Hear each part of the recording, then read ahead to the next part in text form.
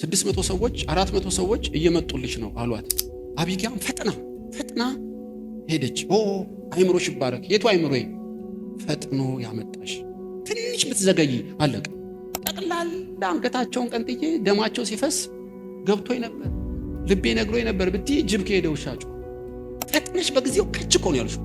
ላገባሽ ፈልጋለሁ። ፈጥና ሄዳ ለምን? ሳውል ስለሚያሳድደው ዛሬ ጅማ ከሆነ ነገ መቀሌ ነው ዳዊት። ሁሌ አይጠይቃትም። በጣም ጊዜው ሴንሲቲቭ የጉብኝት ጊዜ ነው። ላግባሽ አሜን ጥልቅ። ግን የጉብኝት ጊዜ ሲመጣ አፈፍ አረገችው። ምን ልላችሁ ነው? አእምሮ የተባረከ ሰው ሰውን ሁሉ መቻል ብቻ ሳይሆን የመለኮት ጊዜን ማወቅ፣ የእግዚአብሔርን ስራ በእግዚአብሔር ጊዜ ለመስራት ጉብኝት የማያልፍበት ወራት፣ ቀናት፣ ሰዓታትን የሚያልፍ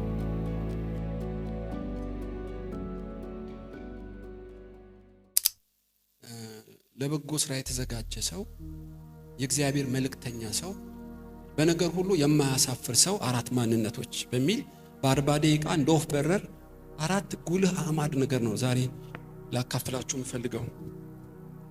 እና አሁን የምንካፈለው ሴት ታሪክ ፓስተርም ትሆናለች፣ ለባህልም ትሆናለች፣ ለንጉስም ትሆናለች፣ ለሁሉ ትሆናለች። እና አንዳንድ ሰው ኤፍሬም ያልተገላበጠ ቂጣ ነው። አንዳንድ በኩል ብስል ይሆንና ስትገለብጡት ሊጥ ማለት ነው። እና በአንድ በኩል እፎይ ያሰኛችሁና ዞር ስትሉ ደግሞ ልባችሁን የሚሰብሰዋል። አሁን ሳምሶን በር ንቀል በሉት ድምጥ ማጡን ነው የሚያጠፋው። ዞር ስትሉ አልቤርጎ ነው የምታገኙት ትላላችሁ። ሙሉ እድገት የለውም ማለት ነው። እና እቺ ግን እንደ እንቁ ወይ እንደ ፈርጥ ብታገላብጧት ያንጸባረቀች የሰማይና የምድሩን ፋይል የዘጋች እንዲያውም 66ቱ መጽሐፍ ናሙና ያለባት ሴት ነችና ሁሌ እገረማለሁ ስለዚህ ሴት አሁን ስለማካፈላችሁ። አንደኛ ሳሙኤል 25 ላይ ነው የምታገኙት። ማዕረግ የላትም፣ ግብሯ ማዕረጓ ሆኖ ነብይና ንጉስን ያስደመመች ሴት ነች። እና ብዙ ምዕራፍ ተጽፎላታል። በዘመኗ ሁሉ ነውር አልተገኘም። አስገራሚ በብሉይ ብትኖርም የአዲስ ኪዳን ብርሃን በርቶላታል። የሰማዩን የእግዚአብሔርን ፍትህ የምድርን አገልግሎት ሁሉ በጣም ነው ጠንቅቃ የምታውቅ። እንደምታውቁት የምንኖረው ከሰው ጋር ነው፣ ኤ ፕላስ ነው ያመጣችው።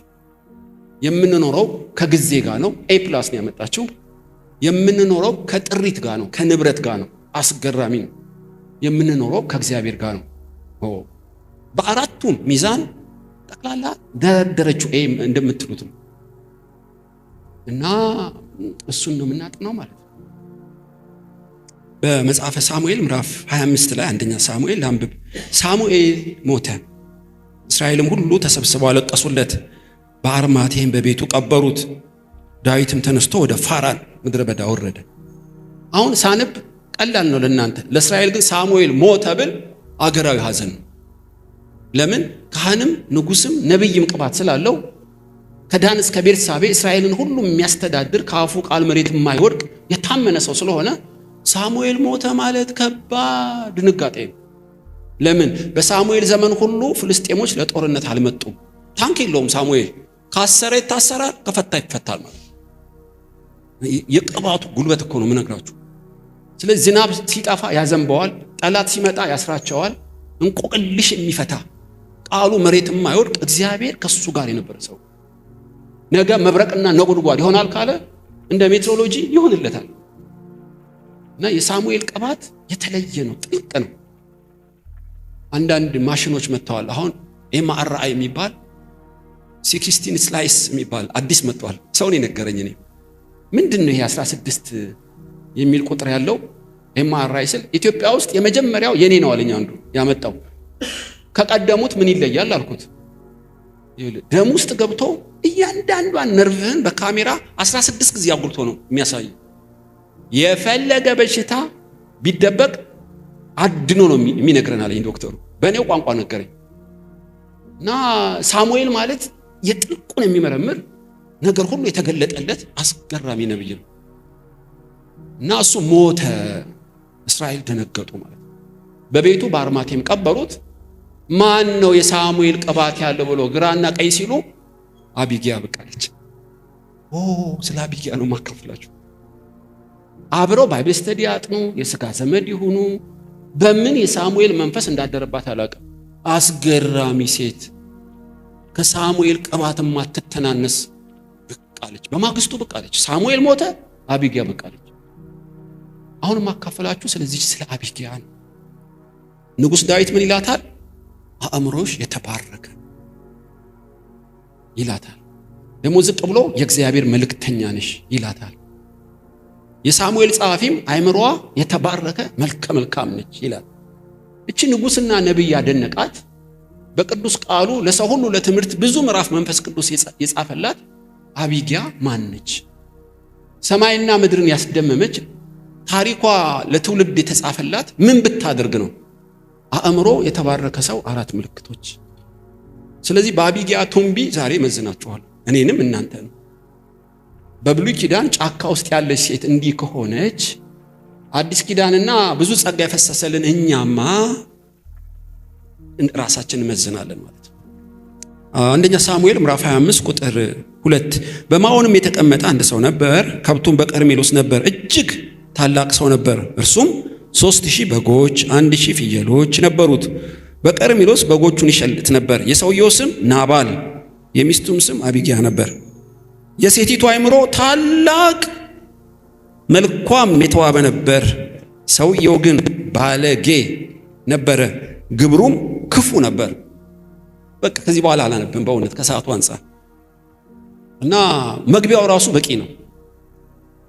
አንድ እጅግ ታላቅ ሰው በሰው ፊት በሰው ሚዛን ባለጠጋ የሆነ ሰው ነበር። በሰው ፊት ብዙ ሺህ በጎች ፍየሎች፣ ሚሊዮነር ነው፣ ቀጭን ጌታ ነው።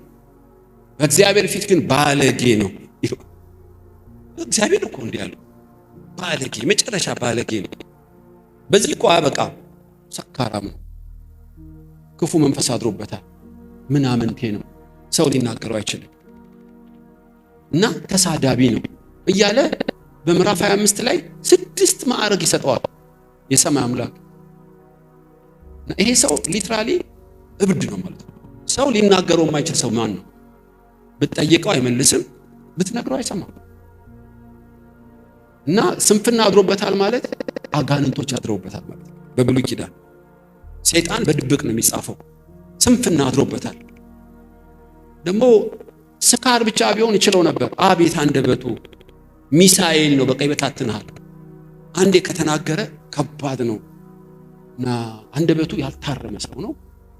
ራሱን የማይገዛ ሰው ነው እና ባጭሩ ባለጌ ነው። እረኛው እንደውም ምን ይላታል?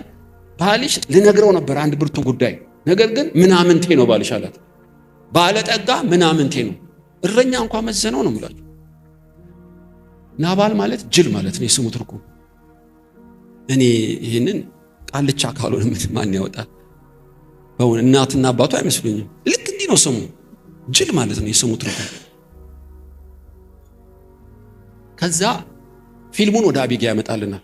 መልኳ እጅግ ያማረ ነው፣ ጥሩ ነው፣ መልክን የሚሰጥ ጌታ ነው። ከዛ በላይ ግን ያስደመመው አእምሯ የተባረከ ነው ይላል። አንቺ እንዲያውም እግዚአብሔር መልእክተኛ ነሽ ይላል።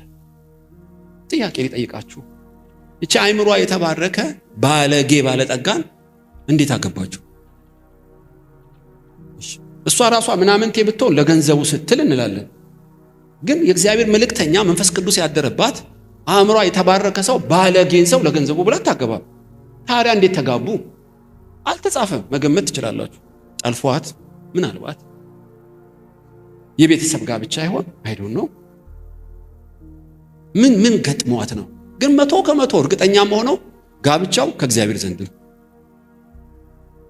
እንዴት ደፍረህ እንዲህ አልክ ብትሉኝ በኋላ ስታደርከው ይገባችኋል። በእውነት ለሰው ሁሉ ትዳር ምን እንደሆን፣ አገልጋይ ምን እንደሆን እና አእምሮ ታላቅ የሆነ ሰው ምን እንደሆን ውበቷ እንዲጎላ ሁላችን ያልቻልነውን አቢግያ ችላ መጽሐፉ ይገልጥልናል። ስለዚህ አቢግያና ናባል በአንድ ወቅት ጋብቻ ጀመሩ። ቀለበት አረገላት፣ ሚዜዎች መጡ፣ በመዘጋጃ ተፈራረሙ። ጀመረች። ናና እንጸልይ፣ አንቺ ጸልይ፣ የራስሽ ጉዳይ አላት ማለት ናና ስለ አስቤዛ እስቲ ስለ ልጆቻችን የራስሽ ጉዳይ ይላት ጀመር። ምናልባት በቦክስ ያቀምሳታል፣ እየሰከረ ወደ ላይ ይለዋል፣ ያመሽና ያድራል ወይ? ከሰውየው አንፃር ብዙ ነገር ትገምታላችሁ። ወይኔ ጉዴ ፈላ። መውጫ የሌለው ቅርቃር ውስጥ ገባው። ምን በድዬ ነው ጌታ? የእናት አባት እርግማን ነው። እንደዚህ ከጨለማ ሰው ጋር ትንሽ ችግር ቢኖረው እችለው ነበር። ድርብርብ እኮ ነው ችግሩ ጌታ ሆይ ስትል የሰማይ ምን አለ? ዝም። እንደምሰብክ አይቀልም። ቡና ስትቆላ ምናልባት ምጣዱ ላይ እንባዋ ዱብ ይላል። ማዲያት ታወጣለች። ስኳሯ ትንሽ ጨመር። ደም ግፊት የሚባለው ምናልባት 1 ወር 2 ወር 1 ዓመት እንበለው ሰው ስለሆነች ብትጸልይ ብትጾም ናባል እየጠነከረ መጣ። እንዲያው ጉቶ ሆነ። በቃ ይነቀል። አይ እኔ መልኬ ያምራል፣ ከዚህ ሰው ጋር ምን አጣበቀኝ? ፈትቼ 100 ወንድ ነው የማሰልፈው አላለች። ናባል እያለ ታምራዊ ነገር የሆነው ናባል ሳይቀየር አቢግያ ተቀየረች። ገባት። እግዚአብሔር የ40 ቀን እድሏ እንዳልሆነ የሰጣት ቅርቃሩስ ከቶ እንደ ጌሾ ሊወቅጣት እንዳልሆነ አንዳች ፕሮግራም እንዳለው ገባት። ይገርማቸው። ከዛ አብረው መኖር ጀመሩ ማለት ነው። እና አልጋ ሳትቀይር ሽማግሌ ሳትልክ ሳታጉረመርም ከናባል ጋር እየኖረች እያለ ከዕለታት አንድ ቀን ዳዊት ከሳኦል ሸሽቶ በማኦን ምድረ በዳ መጣ። ማኦን ማለት የአቢግያ ቀበሌ ማለት ነው። እና 100 200 300 እያሉ 600 ደረሱ። ዕዳ ያለበት የተከፋ ሁሉ ዳዊት ጋር ተሰበሰበ። አለቃቸው ሆነ። እና ማኦን የሚባል ጫካ ውስጥ መጣ። አንድ አጋጣሚ ቀና ሲል ብዙ ሺህ በጎች ፍየሎች አየ። እነዚህ በጎች የማን ናቸው? አረ የናባል ናቸው። የሚሊዮነር ናባል። በቃ ጥሩ ነው። ጠብቅ አላለኝም፣ ገንዘብም አልሰጠኝም፣ ውለታም የለብኝም። ግን በጎችን ስለምወድ ቀንና ሌሊት 600ዎቹም አጥር ሁኑ፣ ማንም የናባልን በጎች እንዳይበላ አውሬ እንዳይበላ አዝዣለሁ አለ ዳዊት። ድንቅ ቸርነት ነው። ከናባል እረኞች ጋር ሆኖ የናባልን በጎች ቀንና ሌሊት አጥር ሆኖ እየጠበቁ ሳለ ድንገት ናባል በጎቹን የሚሸልትበት ጊዜ ደረሰ። መሸለት ማለት በመካከለኛው ምስራቅ ጸጉራቸው ረጅም ነው፣ ይላጭና ይሸጣል። የሱፍ ልብስ ከዛ ይሰራል። በጣም ብዙ ብር ስላገኘ ንጉሳዊ ግብዣ ያደረገ ይላል 1 ሳሙኤል 25። እና የተጠመቀው ጠጅ፣ የታረደው በግና በሬ መገመት ትችላላችሁ። ንጉሳዊ ግብዣ ማለት በጣም ከባድ ግብዣ። እና ወሬኞች ለዳዊት ነገሩት። ያ ቀንና ሌሊት በጉን ጠብቅ ያልከን ናባል ንጉሳዊ ግብዣ አድርጓልና እችን ሰበብ ተገና አድርገን ትንሽ እንጀራ ጠይቀኑ በስምህ ትንሽ ስጋ እንኳን እንብላ አሉት። አረ ቀላል ነው፣ 10 ሰዎች ሄዳችሁ በስሜ ለምኑት ብሎ 10 ሰዎች ላኩ። እና እነዛ 10 ሰዎች በናባል ፊት ቆሙ። የመጣ ነው ዝም ብለን እንዳይመስልህ፣ እረኞችን ጠይቅ። ቀንና ሌሊት በጎችን ስንጠብቅ አጥር ሆነናል። 1 በል 2 600 የታጠቁ ኃያላን ቢሆኑም በኃይል አይደለም የለመንህ። ባሪያህና ልጅህ በትህትና ለምንሃለው፣ እንጀራ ስጠኝ ራበኝ ይልሃል። በመልካም ጊዜ ነው የመጣንብህ፣ ውለታ አለብህ። ደግሞ ለለመነ የእስራኤል ባህል ይሰጣልና እባክህ እንጀራ ስጠኝ። እቺን ያሉት እቺ ቃል እንደ ስንዴ አበጠረች ሁሉ ነው። ዳዊትን አበጠረች፣ አቢግያን አበጠረች፣ ናባልን አበጠረችው። ታውቃላችሁ ፈተና ሳይመጣ አይቀርም። ዳዊት ማን ነው? ከጌታ የኮበለለ ሽፍታ ሁሉ ከወዴት እንደሆኑ ለማላቃቸው በግና ወይን ጠጄን እሰጣለሁን ሂዱ ከዚህ ብሎ ሰደባቸው። እምቢ ማለት የአባት ነው፣ መብቱ ነው። መሳደብ ግን አይችልም። ሽፍታ፣ ከጌታ የኮበለለ ሽፍታ አላቸው። እሱ እንዳለው ሽፍቶቹ ቢሆኑ ከቤተ መንግስት ሳኦል መጥቶ እኮ አድነው። 600 የተቆጡ ሽፍቶች ምን ሊያደርጉት እንደሚችሉ አልገመተም። ሰክሮ ስለነበረ ማገናዘብ የማይችል ምናምንቴም ስለሆነ ሰደባቸው። ከዛ ፊታቸውን አዙረው ወደ ጫካ ሄዱ ማለት ነው። እና ዳዊት የታል ስጋው? የታል ወይን ጠጁ? ስጋ ወይ ዳዊት ሰድቦሃል እንጂ እኔ አላምንም። 100 አለቃ ሰደበኝ? እውነት ነው እንዴ? 10 አለቃ በሁሉ ፊት ከጌታ የኮበለልክ ሽፍታ ከወዴት እንደሆን ከማትታወቅ ብለዋል። መልካም ባረኩ፣ ሰደበኝ። ሰደበ። ምን እናርጋሉት? ቁጣውም ነደደ። 200 ዕቃ ጠብቁ፣ 400 ፈረስ ላይ ተቀመጡ። ሰይፋችሁን ከሰገባው አውጡት፣ ጦርነቱን እኔ እመራለሁ። ናባልን ሳይሆን የቀበሌውን ወንድ ሁሉ ግደሉ፣ አንድ ሰው እንዳትምሩ። ሁለተኛ ፀሐይ ከመውጣቱ በፊት ይሄን ሚሽን ጨርሷላችሁ። ጦርነቱን እየመራው እየጋለበ ናባልና ወንዶቹን ሁሉ ለመግደል በመሐላ እስከ ነገ አንድ ሰው ባስቀር እግዚአብሔር እኔን ቅጣኝ እያለ እሳት ልሶ እሳት ጎርሶ መጋለብ ጀመረ። አሁን የሳሙኤል ጸሐፊ ፊልሙን ወደ አቢግያ ዞረው። አንድ እረኛ አቢግያ ጉድ ነው። ምንድነው ጉዱ? አንቺ የለሽም 10 መልእክተኞች ልኮ ጌታ ይሰደባቸው። እነሱ ግን መልካም ነበሩ፣ ለኛ የሚሰደቡ አይደሉም። ደግሞ ተራ ሰዎች እንዳይመስሉሽ፣ አደጋ ያንዣበበ ነው። እረኛ ሆኜ እኔ አውቃቸዋለሁ ዳዊት መሆኑ። አደጋ ሊጥሉ ስለሚችሉ የምታደርጊውን ተመልከችና ወቂ። ለባልሽ ልነግረው ነበረ። ባልሽ ሰው ነገር የማይገባው ምናምንቴ ነው። ባልሽ ሊያስጨርሰን ነው። እባክሽ አንድ ነገር አድርጊ አለ። አሁን መላእክት ካሜራ ይዘው አቢግያን ይቀርጿታል። ስላሴዎች ማርክ ሊሰጧት እስክሪብቶ ይዘዋል። በሉ የመጨረሻ የፈተና ሰዓት። እኔ በሆን ምን እላለሁ? አፉን እኔ ላይ ሲከፍት ለምንዶ ከማይችለው ጋር አጋጠመልኝ። ሃሌሉያ! ወንዶች አይደል የሚገደሉት? ተፈታው ማለት ነው። ጸሎቴን ሰምቶ ነፃ ሊያወጣኝ የተላከ ሰው ነው ብዬ ነው የምተረጉመው። ለምን ሲያቃጥላት ነው አይኖረው። ነገር ግን በብሉይ ኪዳን የአዲስ ኪዳን አይምሮ እንዳላችሁ ይኸውልህ፣ አንተ ምናምንቴ ባልሽ አይደል ያልከኝ፣ መልስ አልሰጠህም ለዚህ ቃል። ግን ለባሌ ለሰውም እንዳልነገር እኔ ማረጋውን ታያለህ። ፈጥና አህያ ላይ ተቀምጣ 400 ሰዎች እየጋለቡ ይመጣሉ። እሷ በአቋራጭ እንደ ትራፊክ እየሮጠች ሄደች። ልክ መንገድ ላይ እንደ ትራፊክ መሃል መንገድ ላይ ቆመች። በአይነ ስጋ የመጀመሪያ ጊዜ ይመስለኛል ያያት። እጇን ዘረጋች። 400ንም አላሳልፍም አለች። ምን ሆነሽ ነው አላት። እሳት ልሷል፣ ርቦታል፣ ተቆጥቷል፣ ሆድ ብሶታል። ለምን? ሳኦል ያሳድደዋል፣ አባት እናቱ ትተውታል። የተደራረበ ችግር ነው ዳዊት ያለበት። ትንሽ እሳት ሲለኩስለት ሆድ ስለባሰው ቡግ አለ። ጌታዬ ሆይ ለመጀመሪያ ጊዜ ነው በአይነ ስጋ ያየው። ስላንተ በእርግጥ ወሬ ሰምቻለሁ፣ ነገር ግን እኔ አልነበርኩም። አንተ መልእክት ስትልክ እሱም ሲሰድባቸው አልነበርኩም። ያው እግዚአብሔርን እና ባሌ እንደ ስሙ ስንፍና አድሮበታል፣ እንደሰደበህም ሰምቻለሁ። 2 ስድብ ሰድበዋል። እናስ መልካም ባሮክ ይሰድበኛልን? ማንነቱን አሳየዋለሁ፣ ማንነቴን እገልጥለታለሁ፣ አነጋግረዋለሁ በሚገባው። እባክህ ዳዊት አስጨርሰኝ። ሰደበህ አይደል? የሰደበኝን ታውቂያለሽ ምን ብሎ እንደሆነ ሰምቻለሁ። ሽፍታ ከወዴት እንደሆን ከማትታወቅ አይደል ያለ። እኔ እኮ ሚስቱ ነኝ አለችው። ሚስቱ ነኝ ሶፋት እንዴት አይገባህ? ሚስቱ ነኝ ስል ቁርስ ላይ ስድብ ነው፣ ምሳ ላይ ስድብ ነው፣ ብልት ልብሴ ስድብ ነው አልኩ። እንደ ግሉኮስ ቀኑን ሙሉ አይደል የሚያትታይ? በሁለት ስድብ ነው እንዴ ሰማይ ለዋጭር ምትለው? ከሰኞ እስከ ቅዳሜ እንደው ከተለኝ ሲከተኝ ነው መፍትሄ ተመልከት። ለፀሐይ ወጣ ብዙ ወንዶች ተሰባል መፍታት አቅቶን አማራጮች እንደት ክርስትና እንዴት ይገባ? አንድ ሰው ከሰደደ ቀበሌውን ሁሉ ልጨርስ ነው እንዴ? በእግዚአብሔር ላይ ተባለ።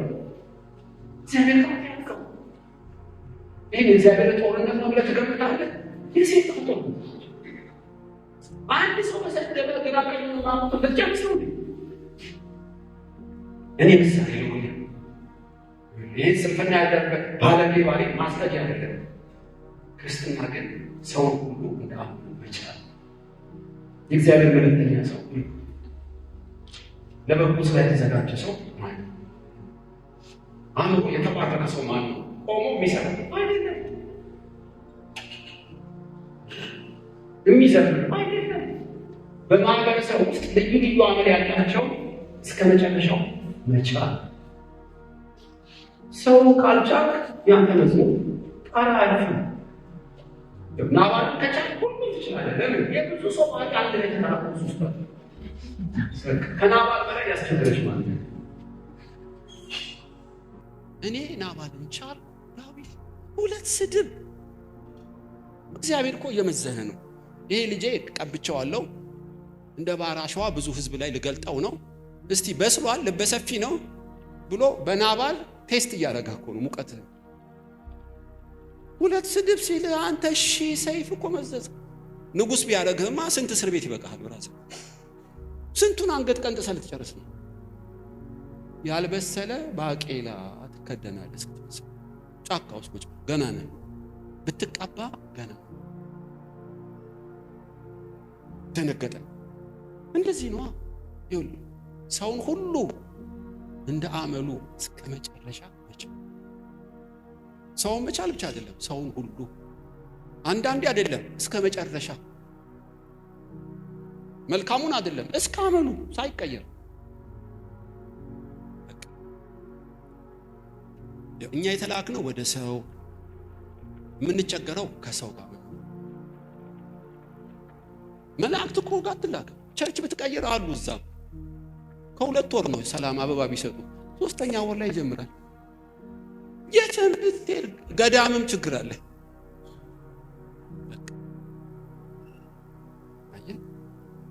አሁን እቺን አቢጊያ ይሄን ድርብርብ ችግር ያለበትን ሰው በትዕግስት ሳታጉረመረም እንድትችለው ያደረጋት ባለውለታዋ ማን ነው? ማን ይመስላችኋል? ልቧን ሰፋ አድርጎ ሳትበሳጭ እንደ አመሉ እንድትችለው ያደረጋት ባለውለታዋ ማን ነው? እግዚአብሔር አይደል? ናባል ነው ባለውለታዋ። ናባል የሚባል የትዕግስት ኮሌጅ አለ። ትገባለህ እያንዳንዱ። ትዕግስት እኮ የሚመጣው ከሰማይ በፓራሹት ታስራ ከሰማይ ትዕግስት የምትባል ጥልቅ አትልም። ትዕግስት አነሰኝ ልቤን አስፋ ስትል ጠቅ የሚያደርግ ሰው ይሰጣል። በመከራ ውስጥ ነው ትዕግስት። እና አንዴ በቦክስ ያቀምሳት ስታለቅስ ሁለቴ ሲላት አየ ልቧ እየሰፋ ሳትበሳጭ ሳይቀየር እንደ አመሉ ለመያዝ ቻለች። ልጄ ሆይ እግዚአብሔር ናባልን ተውሶ እኮ እየቀጠቀጣት አይደለም። የውርስ ኃጢአትም ሊያስከፍላት አይደለም። ጸሎቷ የማይሰማ የተረገመች ሆናም አይደለም። ለዓላማው ነገ በአቢጊያ ለሚሰራው እያዘጋጃት። አንዳንዴ ለዓላማው ጨካኝ ነው እግዚአብሔር። ከቸርች ሲሄድ ደስ ይለኛል፣ እቤት ሲሄድ የሰው ይነጅሰኛል። በኢየሱስ ስም ተነቀል ብትይ ይጠብቃል። እንዲያውም አይነቀልም። ሰው አይነቀልም፣ ሰይጣን ነው የሚነቀል። ጾም ብትይዝ አይነቀልም። ወይዘሮ ከሌም አለች አቶ ከሌም እያማረበት ቁጭ። ለምን ብትል ዓላማው አንተ እስክትቀየር ማጉረምረም አቆመ። ጌታ ሆይ 60-70 ዓመት ግፋ ቢል 100 ዓመት አይደል የሚኖረው? ከዛ በኋላ እኮ እልቆ መሳፍርት የለውም። እቺኑ ጥቂት ዓመት የፈለገ ይሁን እኔ እችለዋለሁ፣ አልበሳጭም። ባለቃዬ በሚስቴ በባሌ አልበሳጭም፣ እንዳመሉ ይዘዋለሁ ስትል ልጅ ያደገችልኝ። ስልክ ሲዘጋብህ ቀኑን ሙሉ ስትበሳጭ፣ ለቅሶ ካልደረሰ ቀኑን ሙሉ ስትበሳጭ፣ ሊጡ ሲገነፍል እረድብን ስትል፣ ቁልጫ ሲገባ እረድ። እንዴት ይሆናል? የኬጂ ፍቅር እኮ ነው። እንደዚህ ኬጂ አገልጋይ በእውነት ከባድ ምጣንችል እሷን እኮ ያጠልቅላታል። በአሁኑ ቋንቋ በእርግጫ ነው የሚመታል። የገላም አያክብራት። በዛ ሁሉ ዋጥ ጭጭ አምሮ ታላቅ ሰው ማን ነው? በስተግራሽ ቦርሳሽ ውስጥ ይሄን ያህል ብር ያዝ ስልክ ቁጥር የሚል አይደለም። እሱ እኮ የመንፈስ ቅዱስ የጸጋ ስጦታ፣ የመንፈስ ቅዱስ ፍሬ ሆነው የሚታገስ ማንን? ሰውን ሁሉ በቃ ልጄ ደረሰልኝ ማለት ነው ይላል። አስገራሚ ደነገጠ ዳዊት። እና ምንድነው ባጭሩ የምትይኝ? እየሰደበህም በጎቹን ጠብቅ። እየሰደበኝ እንደዛ ነው ክርስትና። በአገልግል ፍትፍት የሚሰጥህ የምስጋና ወረቀት ላይ የሚሰጥህማ እዛ ያሉ የጨረቃዎቹም ይችላሉ። ኢየሱስ ባይብል ሳይል ሁሉም የሚወደውን ይወዳል። ያንተ እኮ ልዩነት እየሰደበ ስትመርቀው፣ እየናቀ ስታከብረው፣ ሳትበሳጭ እንዳመሉ ስትችለው እኔን መሳይ ያገኘው ምስለኔ ይላል እግዚአብሔር። በትንሹ ስትነካ አካኪ ዘራፍ ካልክ አንተ ክርስቲያን እንጂ ደቀ መዝሙር አይደለም። ትዕግስት ሰውን መታገስ ወይጉ ይከርም። በብሉይ ኪዳን እንዲሰበክሽኝ ቻለው አልሽኝ፣ ቻለው እንጂ ደግሞ ወደ ባሰው ወደ ያለበት የተከፋውን ሁሉ ችለ የለም። ሌባውን የዳዊት ኃያላን አርጋቸው የለም። ልክ ላንተ እኮ በዛ መንገድ ቢመጣ 600 ወታደር ነው ያለ አይደል? 600 ስፒሪት አለበት እሱ። አንድ ቢሆንም ብዙ ነው። በቃ እኔ እችለዋለሁ እንዳትነካብኝ። ወይኩ አንቺን የላከልኝ እግዚአብሔር የተባረከ አላት ማለት ነው። 400 ወታደር ቀኝ ኋላ ዙር አሰኘቻቸው። ዞሩ ማለት ነው። አሁን እሷ ስትመጣ አጅሬ ሰክሮ ጥምብዝ ብሎ ሰክሮ ባይሰክርም ታውቃላችሁ ምናምን ነው። ጠጅ ከጨመርክበትማ እብዶ ነው። ጭጭ ስካሩ እስኪበት ጭጭ። ጠዋት በማለዳ ስካሩ ከበረደ በኋላ በራ አንኳኳች። ማነሽ? እኔ ሚስት አቢግያ ነኝ። ግቢ እንጂ። ምን ነው በጠዋት መጣሽ? መልእክት አለኝ። ምንድነው መልእክትሽ? ትላንት ዳዊት እንዲና እንዲ ብሎ አንተ እንዲና እንዲ ብለ እንዲ ሊሆን ሲል እንዲ አርገ ስትለው ተዝለፍልፎ ወደቀ። እግዚአብሔር ልቡን መታው። እንደ ስትሮክም ነገር ይችላል። ጅው ብሎ ወደቀ። የተቀባ ቃል የሚዘርር ቃል ሃሌሉያ አላለችም።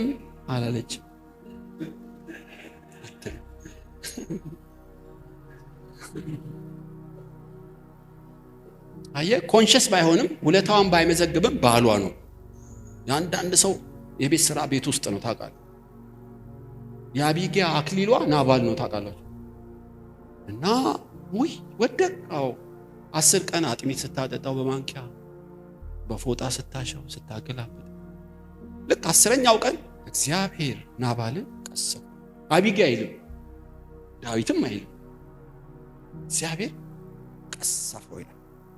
ልክ እንደ ጳውሎስ ሩጫውን ፈጸምኩ አክሊል ተዘጋጅቶልኛል ማለት ትችላለች። ናባል እንዲቀሰፍ ምንም አላረገችም።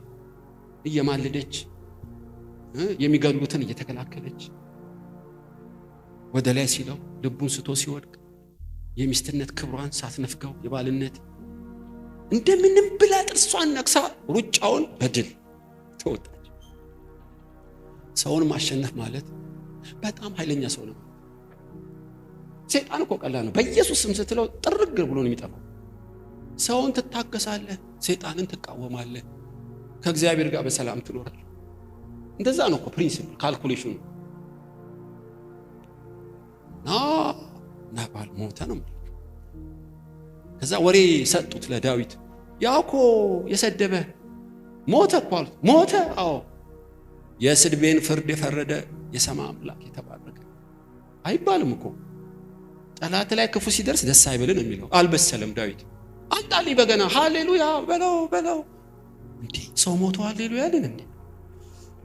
መቶ አለቃ ወረቀትና እስክሪብቶ ስጠኝ። ባልሽ ሞታ አሉ። ምን አደርጋለሁ? የራሱ ጉዳይ።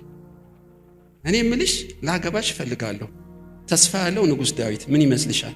ፈርሞ እንካ ስጣታለሁ። 40 እንኳን ዛሬ ሞቶ ዛሬ አንዳንድ ሰው ይሸኩላል። ወዲያ እዛው እኮ ቀን ነው። አየ ተመኝቷታል ማለት ነው። መልኳ ውብ ነው፣ አእምሮዋ ውብ ነው። ያ ሮጦ ጥልቅ አድርጎ ሰጣት።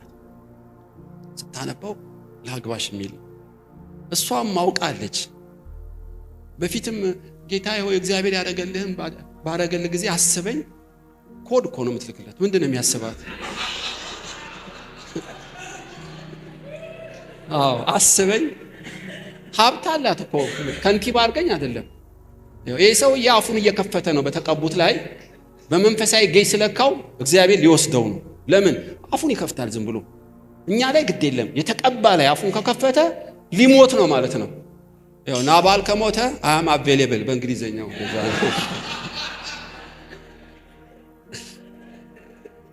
እና እሱ ማሰባት ነው የምላችሁ። ምን ይመስልሻል አላት። እሷ ቅድም እንዳልኩት ስካን አርጋ ጨርሰዋለች።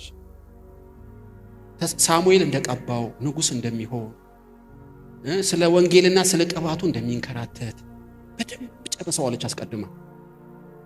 እና እኔ እንኳን ለአንተ ሚስት የገረዶች እግር አጣቢ ብሆን ክብር ነው ብላ ማርሽ ቀይራ ጥልቅ። እንግዲህ እዛ ጫካ ውስጥ በገና ነው፣ ሰርግ ነው፣ 600 ሰዎች አደመቁ።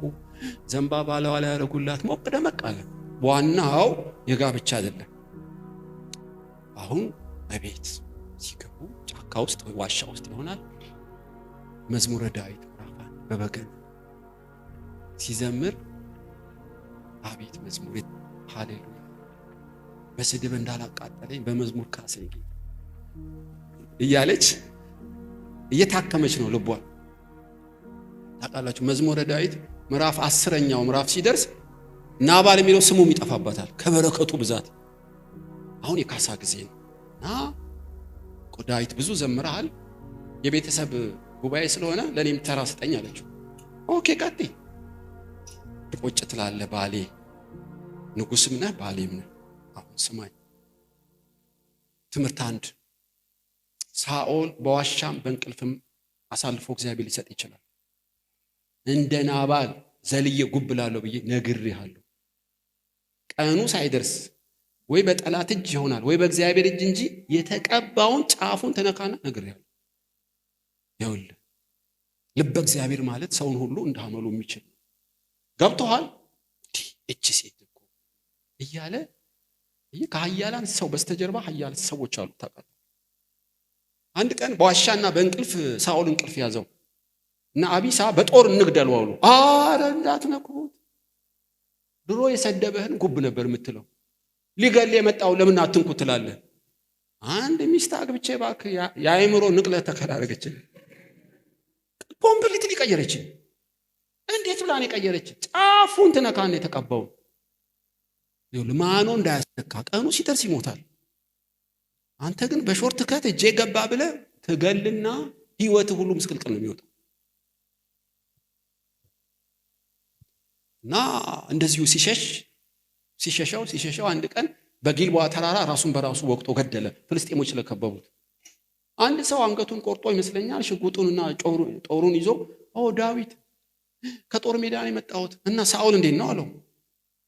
ደሙ እየፈሰሰ ቀስተኞችም ስለከበቡት መሞቱ እንደማይቀር ሲገባው እንዳያሰቃዩኝ ግደለኝ አለኝ። እኔም ጨረስኩት አለው። ውሸቱን እኮ ነው። ጨረስከው? ገደልኩት። እግዚአብሔር የቀባውን እንደገደልክ አፍህ ተናግሯልና ግደሉት አላቸው። ለቅሶ ጀመረ ዳዊት። የጊልቦዓ ተራራ ዝናብ አይዝነብባችሁ፣ እንደ ፈረስ ፈጣን ነበረ እንደ ንስር። ዮናታንና ሳኦል ይሞታሉን? ለቆላፋን እንዳታወሩ፣ ወርቀ ዘቦ ለሚያለብሳችሁ አልቅሱለት። አረ ዳዊት ለቅሶ አበዛ። ቁርስ እንኳን ብላ አልበላም ሳኦል ሞቶ። በፊት እኮ ናባልን የገደለልኝ የተባረከ ይሁን ብሎ ነበር። አሁን በሳኦል ሲያዩ ግን እኔ ባንተ ፋንታ ሳኦል አንተ ትሞታለህን? እግዚአብሔር ፕላስ ሰጠ። ልበ እግዚአብሔር ማለት ይሄ ልጅ ያደገልኝ። አሁን ኮርስን ስለጨረስክ ትነግሳለህ። በእስራኤል ሁሉ ላይ ለመንገስ አሁን ተመረከ።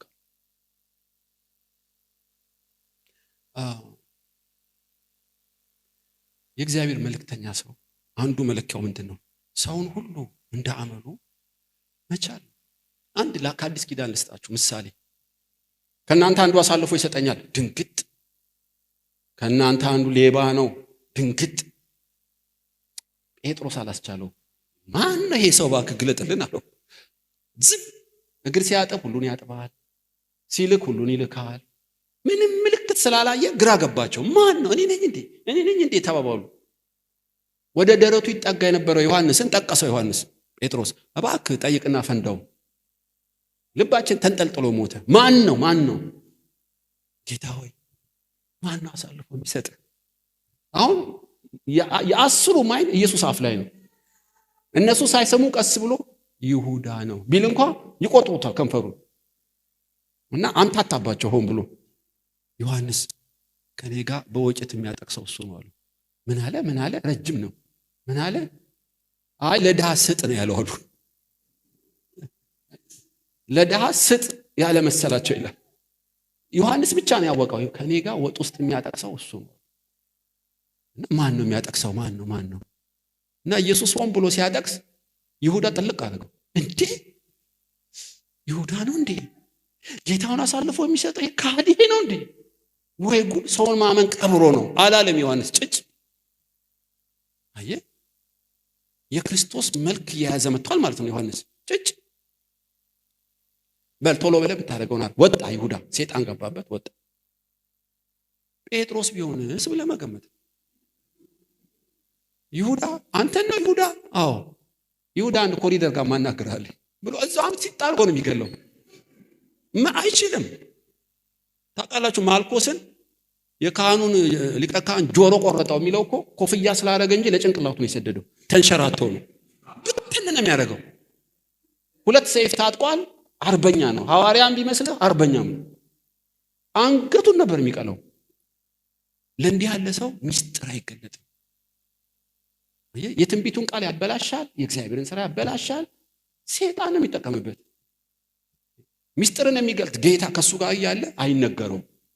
ለዮሐንስ ግን ይነገረዋል። ለምን? ሰውን ሁሉ የመቻል አቅም። እኔ አንድ ጸሎት ስጸልይ ልጄ ሰማኝ። ምን ነው አይኔን በከፈተው ያንዳንዷ ምን እንዳደረገች ባውቅ። ጌታ ሆይ አይኔን ክፈተው ባክ። አይ የአባቴን አይን እንዳትከፍታለህ። እንዴት እንደዚህ ትጸልያለህ አልኩት። አይ ቄስ አባቴ አቀየለ እንዴ በጭንቀት ነው የምትሞተው። አሁን ሲያመነዝር አልቤርጎ ብታየው በራእይ እያየኸው ታለቅሳለህ አንተ ላይ። ወይ ሰውየውን ጉሮሮን ታንቃለህ። አይገለጥም። አትችልም። እኔ እንደዚህ የተሰጠህን ቃል እየሰበክ ኑርልኝ። ተንጨርጨረ ከመሞት አይሰጥህም አለኝ። እንዴ በእውነት እኔ ስሜታዊ ነኝ እንዴ? ጌታ ሆይ ልጄ እንዳለኝ ነኝ እንዴ? እስኪ ትንሽ ቼክ አድርገኝ አልኩት። የአንዱን ጉድ አሳየኝ ነው የምላችሁ። ገና ሳየው ደሜ ይፈላል። እኔ ብሎ ዘማሪ እድኔ አላልኩህም አለኝ። ልጄ አላልኩህም አለኝ። አትችልም።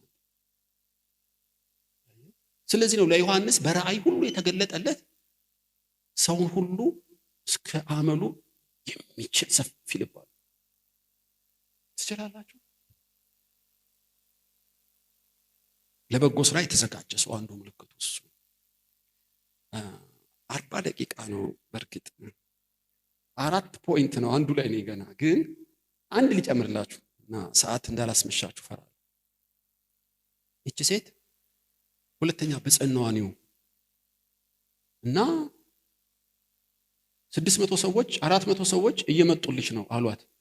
አቢጊያም ፈጥና ሄደች። አይምሮሽ ይባረክ። የቱ አይምሮዬ?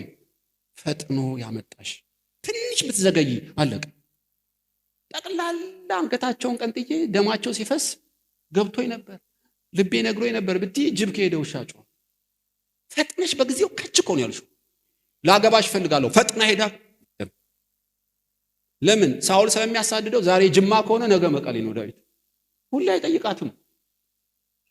በጣም ጊዜው ሴንሲቲቭ የጉብኝት ጊዜ ነው። ላግባሽ፣ አሜን ጥልቅ። ለጋብቻ የጠየቅሽ አሜን በይ ማለት አይደለም። ግን እሷ አስቀድማ ተዘጋጅታለች ነው መልእክት። እምቢ ብላ ሽርጉድ ስትል ያ ጉብኝት ቢያልፋት ሌላ ቢያገባስ? ንጉሥ ዳዊት ከእቴጌ ጋር የመጣ መንገድ ልቀቁ ሲባል ጥጓን ትይዛለች። ወይኔ ለጮኝነት ጠይቆኝ እምቢ ብዬ እኮ ስትጸጸት ነው የምትኖረው። ግን የጉብኝት ጊዜ ሲመጣ አፈፍ አረገችው። ምን ልላችሁ ነው? አእምሮ የተባረከ ሰው ሰውን ሁሉ መቻል ብቻ ሳይሆን የመለኮት ጊዜን ማወቅ፣ የእግዚአብሔርን ስራ በእግዚአብሔር ጊዜ ለመስራት ጉብኝት የማያልፍበት ወራት፣ ቀናት፣ ሰዓታትን የሚያውቅ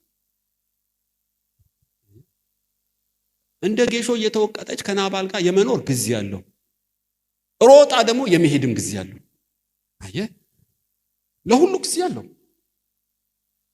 ላገባሽ ነው እልም፣ ጦር እየመጣ ነው እልም። የጊዜው ሰው ነች። ታውቃለህ፣ ኢየሱስ ሁለቴን ያለቀሰው። አንዴ እንባው ኩልል እያለ ፈሰሰ ማለት ነው፣ ድምፅ የለውም። ኢየሩሳሌም ዶሮ ጫጭቷ እንደምትከልከብሽ የመጎብኘትሽን ዘመን አላወቅሽም ብሎ አለቀሰ። የሚለው በግሪኩ ዋይ ዋይ ያለ ነው የሚለው። የመጎብኘትሽን ዘመን፣ ጊዜ፣ ወራት አላወቅሽ። አምላክ ካለቀሰበት ሲሪየስ ነው ነው የጊዜ ጉዳይ። ቀርቦ ሳለ ፈልጉት የሚለው አንዳንዴ ከመጠን በላይ ሁሉን ያዘጋጃል። የእግዚአብሔር ፈቃድ እንደ ቃሉ እንደሆነ እያወቅን ብናለምጥ ጊዜ እንደ ሰዓት ክብ አይደለም። በጾም በጸሎት ትላንትናን መመለስ አትችልም። አምላካዊ ቀመር ነው። መሬትም ትሽከረከርልሃለች። ጊዜ መሄድ አታቆመው ማንም። እኔ ለኢያሱ ብቻ ነው የተለመነው አንዴ አቆም ያለው። ጊዜና ወራቶች ሰከንድ አያባክኑ። መለኮታዊ ጉዞ አለው። አንተ መቅደምም መዘግየትም የለብህም። ከአምላክ ጊዜ ጋር አብረህ መሄድ ካልቻልክ የእግዚአብሔር መልእክተኛ ወይም የተባረከ ሰው ህይወት ውስጥ ላትገባ ትችላለህ። ዘመን 70 ዓመት እንደተፈጸመ ባየ ጊዜ ዳንኤል ይጾምና ይጸልይ ጀመረ። መልአኩ ምን አለው? እጅግ የተወደድክ። ለምን አለው? የጊዜው ጸሎት። በ2 ዓመት የባቢሎን ቀንበር ይሰበራል ያሉትን ገደላቸው። ያለ ጊዜ ነው። 70 ዓመት ላይ ሲጸልይ የጊዜው ጸሎት ነው። ሰማይ ተከፈተ። ኢየሱስ ወደ ኢየሩሳሌም የሚሄድበት ወራት ሲቀርብ ፊቱን አቀና። አባቶች ሰዓቱ ደረሰ። ስለ ወራት፣ ስለ ሰዓታት፣ ስለ ቀናት ያውቃል። ጠቢብ ሰው መቼ ምን ማድረግ እንዲገባው ዘመንን ያውቃል። ሰነፎች የጊዜ ዕውቀት የላቸውም። በጊዜ የተነገረ ቃል በወርቅ በብር ሳህን ላይ እንዳለ የወርቅ እንኮይ ነው። ዘመንን የሚያውቁ የይሳኮር ሰዎች 200 ነበሩ። እስራኤል መቼ ምን ማድረግ እንዲገባው ዘመንን ያውቁ ነበር። ድንቅ ነው። ታውቃለች። 3ኛው መቅደስ ሊሰራ ቀዩም ጊደር ታርዳለች። ሊቀ ካህን ተሾመዋል። ታናል እየሰሩ ነው። ምንድነው የሚነግርህ ጊዜው? የዘላለም አምላክ ነው። መጽሐፍ ቅዱስን፣ ታሪክን፣ ባህርና ሰማይን፣ ዜናን ከሰማ ጊዜን ማወቅ ትችላለህ። ጠቢቦች ግን ይተረጉሙታል። ማዕበል ሲነሳ ይተረጉሙታል። ኮከብ ሲያዩ ይተረጉሙታል። ሁሉም በጠፈርና ፀሐይ ጨረቃ ላይ በምድር ላይ ጊዜን የሚጠቁሙ ምልክት በጉልህ አስቀምጧል። ጠቢብ ሰው ብቻ ነው የሚገባው። ሌላው እንደ ትናንት ዛሬም ነገም ይኖራል። የአቢግያ ሁሌ እያለቀሰች አትኖርም፣ ትሰልላለች። ከዚህ ሰው ጋር እስከመቼ ነው የምትኖር? ጊዜው ገና ነው። ወይዘሮ ከሌት ዝም ብለሽ ቁጭ በይ፣ እኔ አውቀዋለሁ ታይሚንጉን። ነፃ ሊያወጣሽ እኮ ሊገላቸው መጣ። ኖ ጊዜው ገና ነው፣ አርፈ ቁጭ በል። ልክ ናባል ሲሞት ማርሽ ቀይራ ልም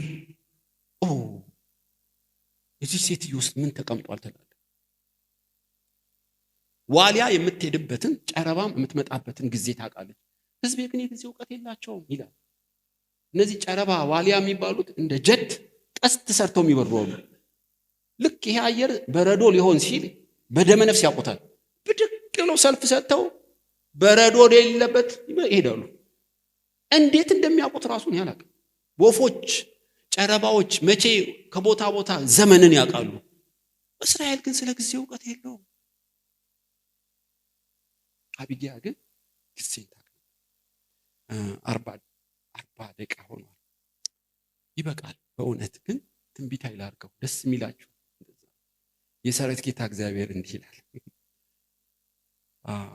ለአቢግያ ዳዊትን ላከላት። መከራዋ አልቆ የክብር ደጅ ከፈተላት።